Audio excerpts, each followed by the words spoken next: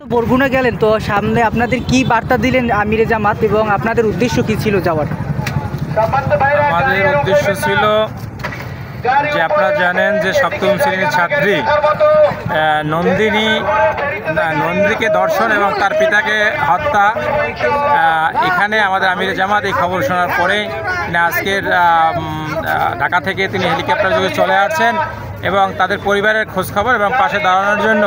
আপনি ইতিমধ্যে দেখেছেন যে আমাদের আমিরে জামাত ডাক্তার শফিকুর রহমান তিনি ওই পরিবারের সকল দায়ভার, সকল ব্যয়বহন সব কিছু আমাদের আমিরে জামাত বহন করবে, এই ঘোষণা তিনি দিয়েছেন।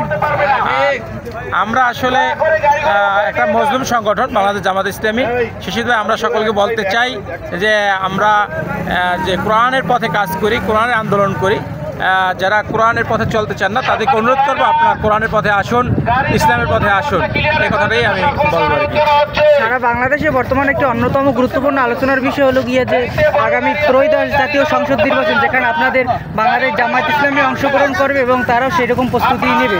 তো নির্বাচনকে কেন্দ্র করে কি আপনাদের আমিরে জামাত কোনো বার্তা বা এবং কোনো প্রস্তুতির কথা কিছু জানিয়েছেন? আপনাদের নির্বাচন আসলে এরকম এই বার্তা আসলে দেন নাই। নির্বাচন তখনই হবে যখন সংস্কার হবে, সংস্কারের আগে নির্বাচন আমরা আসলে বলবো না। অল্প সংস্কার হলেও আমরা চাই যে অল্প সংস্কারের পর আমরা নির্বাচন চাই। আপনারা জানেন যে আমাদের নিবন্ধন এখন পর্যন্ত আমরা ফিরিয়ে পাই নাই।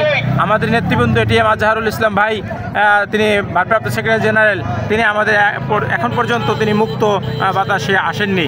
অতএব তাদেরকে আমরা মুক্ত বাতাসে ফিরিয়ে না আনা পর্যন্ত আমরা এই বাংলার জমিন নির্বাচন হবে কি আমি জানি না। জি, ধন্যবাদ। ধন্যবাদ আপনাকে।